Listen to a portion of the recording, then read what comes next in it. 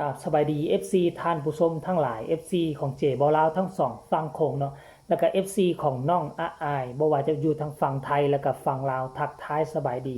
ในตอนเช้าๆมื้อนี้อากาศก็ค่อนข้างว่าสดชื่นแจ่มใสได้ยินว่าพายุจะเข้าได้ยินแบบนี้หลายรอบหลายครั้งหลายคราวว่าพายุจะเข้าแต่มันก็บ่เคยเข้าจักเทื่อเนาะทักทายสบายดีกันตอนเช้าก็อยู่ในช่วงตกอกตกใจท่านผู้ชมบ่แม่นเรื่องแผ่นดินบอกแผ่นดินไหวอีหยังจักอย่างเด้อมันแม่นเรื่องไฟไหม้หลังบ้านของเจบ่าวลาวท่านผู้ชมเอ้ยตอนนี้ไฟกำลังไหม้อยู่จะพาทุกคนไปเบิ่งเด้อก่อนจะไปเว้าเกี่ยวกับเรื่องราวของน้องอาอายมาเบิ่งเรื่องราวของเจบ่าวลาวซะก่อนจะพาทุกคนไปเบิ่งตอนนี้ไฟกำลังไหม้ลุมๆๆอยู่เนาะ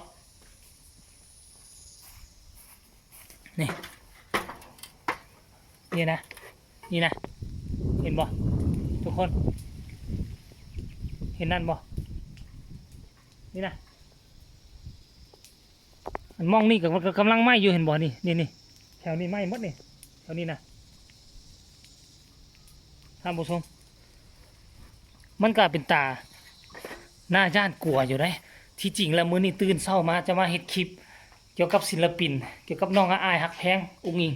แต่ว่ามาดันเจอนั่นนี่สะก่อนเจพอแล้วก็มื้อเช้านี้แล่นไปดับไฟน้ำเขาก่อนเดี๋ยวอีกเจเบื้องนึงแล้วบัดนี้ไปดับไฟอยู่เจนั่นมันดันลามมาใส่เฮือนของตนเองนี่กำลังเฝ้าระวังอยู่เด้อเนาะเอ้าช่วงเฝ้าระวังนี่พวกเฮาก็มาเฮ็ดคลิปเฮ็ดข่าวเกี่ยวกับตัวน้องอาอายสะก่อนมื้อนี้เปิดคลิปเปิดประเด็นมาเกี่ยวข้องกับน้องอาอายมื้อคืนนี้เต้ยลาตอนฝนตกบ่ฮู้ว่าต้นได้แข่งฝนหรือบ่ท่านผู้ชมเนาะถ้าบ่ได้แข่งฝนก็โชคดีไปแต่ว่ามื้อวานนี้ก่อนจะเริ่มมีเสียงวิหกก็เจอซึกนักฝนถล่มก็บ่คิดว่าฝันว่ามันจะสามารถลิ้นได้แต่ว่าในที่สุดด้วยบุญบารมีขององค์ปู่พญานาคที่น้องอายเชื่อถือแล้วก็ทั้งบดนกพงศกรเชื่อถือมันก็เลยเฮ็ดให้เสียงวิหกเล่นได้อย่างสะดวกสบายเนาะ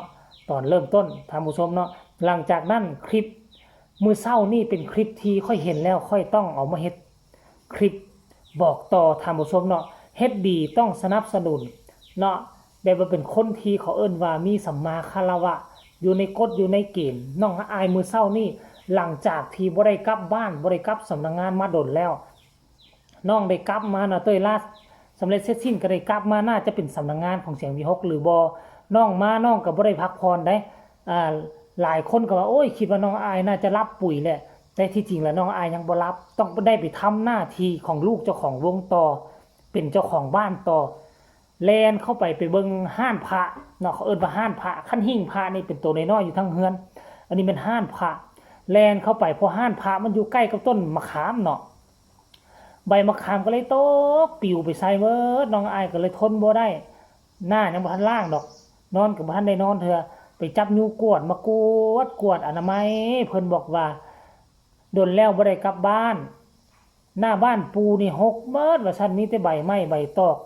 หลานอาอายก็เลยว่ามาอนามัยมากวด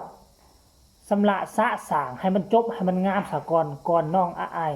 จะไปรับจะไปนอนขอหยิบยกเอาคลิปนี้มาให้เบิ่งเพื่อให้ทุกคนเห็นภาพแล้วจึงมาพ้อกันในช่วงต่อไปกันเลยครับพี่น้องมีแต่ใบมะขามเหรอคะมีแต่ใบมะขามพี่น้องหนากับว่าท่านลายอยู่ครับนี่เป็นมะกรูดหานพระนะครับผม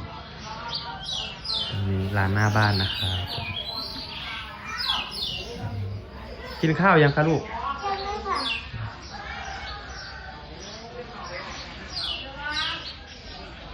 วันนี้ไม่ลดข้าวมาขายด้วยนะครับผมดูบาทพี่น้องผมมากวดใบไม้ไม่แต่ใบมะขามพี่น้อง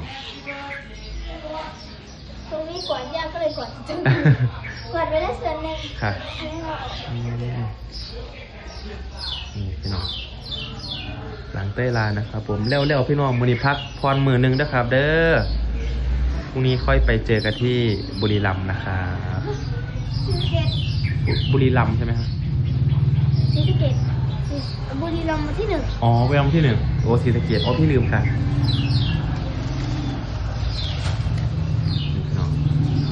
โอ้ยขี่เนาะต้องมาถู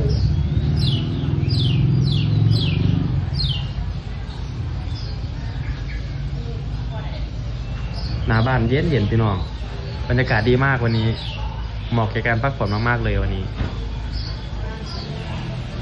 เสร็จแล้ว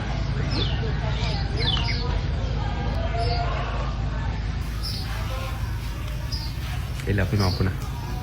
เปลี่ยนหมดเลยพี่น้องเออ ไม่ได้กับว่ามันหน้าบ้านปู่ก็จะพกนิดนึงนะคะ หน้าบ้านปู่ก็จะพบนิดนึงนะคะไม่ได้กลับบ้านนานนี่จะไปบักขามกับพี่น้อง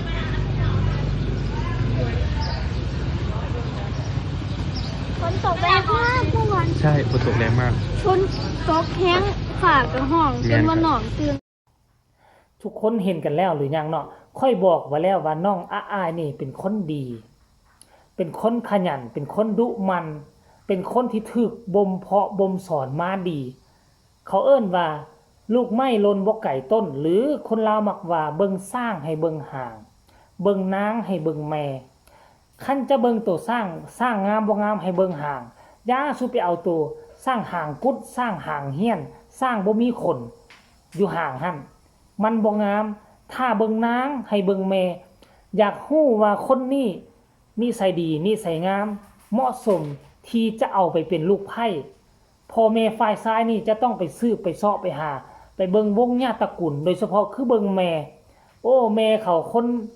ฮู้จักทำมาหากินสมัยแต่ก่อนนี่โอ้แม่ของเรานี่ตำหูกเก่งทอผ้าใหม่เก่งฮู้เฮ็ดหั่นเฮ็ดนี่แต่งอยู่ครัวกินเก่งแซ่บโอเค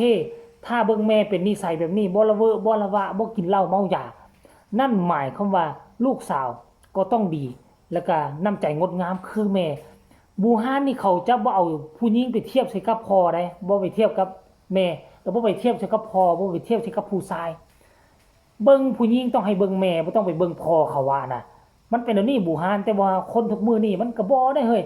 บางคนก็ได้พ่อก็มีหลากหลายท่านผู้ชมเนาะน้องอาอายก็คืออันเดียวกันถ้ามาเปรียบเทียบเบิ่งสร้างให้เบิ่งห่างเบิ่งนางให้เบิ่งแม่อยากเบิ่งน้องอาอายต้องเบิ่งย่าลำแต่ทุกมื้อนี่ค่อยเบิ่งละย่าลำนี่ตั้งแต่ค่อยติดตามศิลปินวงหมอลำมาน่ะบ่เคยเห็นผู้ปกครองคนใดที่ใจดีขนาดนี้ที่จะใจดีคือย่าลำคนอื่นแท้โอ้ยเงินหายากเฮือนซ่านบ้านซองเฮายังบ่มีเทื่อบ่จำเป็นต้องไปเอื้อเฟื้อเพื่อแผ่ให้คนอื่นเทื่อมันเป็นแบบนี้เด้แต่ว่ากับย่าลำเฮือนก็ยังบ่มีหากก็จะมีดิน2ตอนเฮือนก็บ่มีแต่เขาเริ่มต้นด้วยการเอื้อเฟื้อเผื่อแผ่แบ่งปันให้คนอื่นแล้วการที่เขามีดิน2ตอนและเขามีเงินซื้อข้าวซื้อน้ำกินแต่ละมื้ออันนี้เขาก็เกินความคาดหมายของเขาแล้วเขาเอิ้นว่าเขามีแล้วเพราะฉะนั้นเขาฮีบแบ่งปันเลยตั้งแต่เดี๋ยวนี้มาสังเกตเห็นน้องอายย่าลำก็เฮ็ดตลอดย่าลำนี่เฮ็ดเกี่ยวกับสมาชิกภายในวงก็หลายครั้งหลายคราวแล้วแล้วเมื่อวานนี่ก็เฮ็ดอีกแล้ว